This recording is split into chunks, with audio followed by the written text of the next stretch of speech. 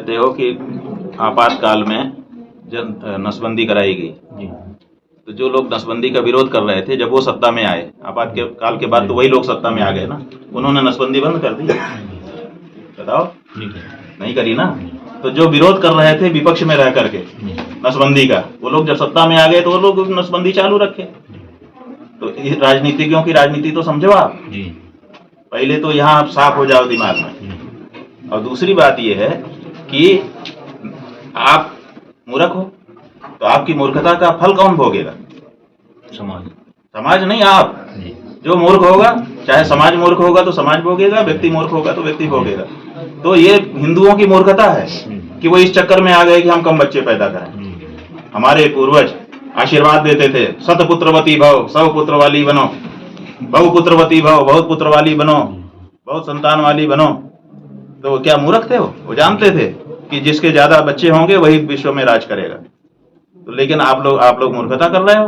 आपने सीमित कर दिया अपने आप को, तो करे रहो, हम क्या कर सकते हैं? कोई भी क्या कर सकता है। और वो समझदार हैं इस मामले में, इसीलिए वो सब कुछ पंचर बना करके रह जाएंगे। आप हंसी उड़ा करके बहुत खुश हो जाओगे कि ये तो पंचर बनाता है, लेकिन वो पंचर बना करके आपके ऊपर राज करने की सीढ़ी बना रहे हैं। 10 बच्चा पैदा कर दे रहे हैं और 10 वोट उनके हो जा रहे हैं। कल को जब आपके ऊपर राज करेंगे तब पता चलेगा आप तो आज बड़ी पंचर बनाने वाला कह करके खुशी मना रहे हो। ठीक है ना? वो बुद्धिमान है, वो समझ रहे हैं कि लोकतंत्र में एक एक वोट की कीमत होती है, उसी से सत्ता हाथ में आती है, उसी से हमारे सब काम बनते हैं। और हिंदू जो है इस मामले में मूर्ख हो गया है। तो मूर्खों को तो मूर्खता का फल भोगना। कश्मीर में धारा 370 को पुनः बहाल करने का प्रयास किया जा रहा है। देखो, हम तो गौ भक्त हैं, हम गौ भक्ति के कारण चाहते हैं कि 370 बहाल हो जाए। सच बता रहे हैं। क्यों? क्योंकि जब धारा 370 लागू थी तो धारा 370 के अंदर रणवीर दंड संहिता लागू थी। रणवीर दंड संहिता कभी नाम सुने हो? नहीं सुने हो। धारा 370 सुने हो, वही सुनाया गया। धारा 370 के अंदर रणवीर दंड संहिता कश्मीर में लागू थी और उसमें गौ हत्या करना, गौ हत्या करने के लिए प्रेरित करना, गौ मांस रखना, गौ मांस खाने के लिए व्यापार करना, इन सबको मृत्युदंड तक की सजा थी। कश्मीर में गाय हत्या नहीं हो सकती थी जब तक धारा 370 लागू थी, और जब से धारा 370 हटी है वहां पे खुलेआम गौ हत्या होने लग गई है। रोज वहां पे परेशानी हो रही है। ये क्यों किया आपने? आपको धारा 370 हटानी थी तो देख के तो हटाना चाहिए था कि इसमें हमारा गाय माता भी आ रही है। आपने उसको हटा दिया। ऐसा एफिडेविट देते तो चुनाव आयोग निरस्त करता, या तो एक्सेप्ट करता। एक्सेप्ट करता तो एक हिंदू पार्टी अपने को मिल जाती, निरस्त करता तो कोर्ट में जाते, सड़क पे लड़ाई लड़ते कि साहब हम हिंदू हैं और हम सच बोल करके कह रहे हैं कि हमको हिंदू पार्टी बनाइए। क्यों नहीं बनाया जा रहा है? हमारी ऐसी क्यों मजबूर किया जा रहा है कि हम धर्मनिरपेक्षता लिखे, जो कि हम है नहीं। हम हिंदू हैं, हिंदू हित के लिए काम करना चाहते हैं। कोई है पार्टी? 2600 पार्टियां पंजीकृत हैं, 2600 प्लस। एक पार्टी ने अभी तक शपथ पत्र नहीं दिया कि हम हिंदू पार्टी के रूप में पंजीकृत होना चाहते हैं। आप किसको हिंदू पार्टी कहते हो मेरे बंधु? ये सब धोखा है। कोई हिंदू पार्टी नहीं है और कोई नेता हिंदू नहीं है। अगर हिंदू होता सच्चा, देखो मजबूर जब तक हम हैं, हमारे हाथ में ताकत नहीं है तब तक की बात सब क्षमा है, लेकिन हमको ताकत हो और उसके बाद भी हमको हत्या होने दे। हिंदू है। मैं प्रधानमंत्री बन गया, मैं राष्ट्रपति बन गया, उसके बाद भी ये गोपाल महाराज को आप बना दोगे राष्ट्रपति प्रधानमंत्री, क्या पहले दिन ये पहला काम नहीं करेंगे? क्यों? क्योंकि हिंदू है, इनका खून हिंदू है।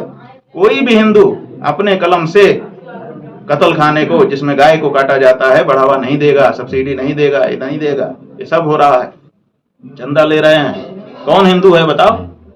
इसलिए बहुत बड़े धोखे में हो तुम। ये मानते हो कि एक पार्टी हिंदू नहीं थी, एक पार्टी हिंदू है। कोई पार्टी हिंदू अभी तक आई नहीं, अब लाना है। इसीलिए 33 करोड़ लोगों को हम लोग संकल्प करा रहे हैं कि अब उसी को मतदान करो जो शपथ पूर्वक घोषणा करे कि मैं पहला काम सदन में जाते ही गौ माता की प्राण और प्रतिष्ठा की रक्षा का करूंगा। 33 करोड़ लोगों को संकल्प करा रहे हैं अपने अभियान के अंतर्गत। और देख लेना, यही मतदाता इस देश में हिंदू सरकार लेकर के आ जाएंगे। राजीव गांधी जी प्रधानमंत्री बने थे और उनने सबसे पहले 1 फरवरी 1985 को वक्फ अधिनियम लेकर आए थे। वो ठीक है ना, लेकर के आए, ठीक है। उनके मन में जो था उन्होंने किया। अभी भी की सरकार ने 250 से ज्यादा, 300 से ज्यादा योजनाएं मुसलमानों के कल्याण की लाई हुई है। आप उस पर चर्चा ही नहीं करते हो आप लोग। जितना पैसा पिछले 75 साल की सरकारों ने, 65 साल की सरकारों ने मुसलमानों को नहीं दिया, उतना 10 साल में दिया जा चुका है। इसको क्यों नहीं गिनते हो? क्यों दिया गया? वो उसने वक्तव्य दिया था कि अल्पसंख्यकों का देश के संसाधन पे पहला हक है, आपने उसको क्रियान्वित कर दिया। हाँ, लेकिन आप हिंदू हो, वो हिंदू विरोधी है। ये जो आपको पढ़ाया गया पाठ, ये बिल्कुल स्वीकार नहीं। आप सच्चाई पढ़ो और जो सच्चाई है उसी के साथ रहो। आप कांग्रेस के साथ जा रहे हो, गलत है। आप भाजपा के साथ जा रहे हो, गलत है। मूर्ख हो आप सच्चाई के साथ जाओ। आगे नहीं बढ़ पा रही, क्यों पहल नहीं कर पा रही सरकार? सबका साथ, सबका विकास, सबका विश्वास। गाय खाने वाले का विश्वास कैसे मिलेगा अगर गाय का पूजा शुरू कर देंगे? इसलिए वो क्या कर रहे हैं, वो पूजा भी कर रहे हैं, उसका भी वीडियो आप जैसे आपसे बनवा रहे हैं और पब्लिक कर रहे हैं, और जो काट करके बेचा जा रहा है उसका आंकड़ा भी सार्वजनिक किया जा रहा है, ताकि जब उनके सामने जाएं, पूजा करने वालों के सामने, तो फोटो दिखा दे, ये देखिए हम तो कितने बड़े बात, और जब उनके सामने जाएं तो ये देखिए आंकड़ा। आप क्या बात कर रहे हैं? आपको कितनी कमी है बताइए, हम पूरा कर देंगे।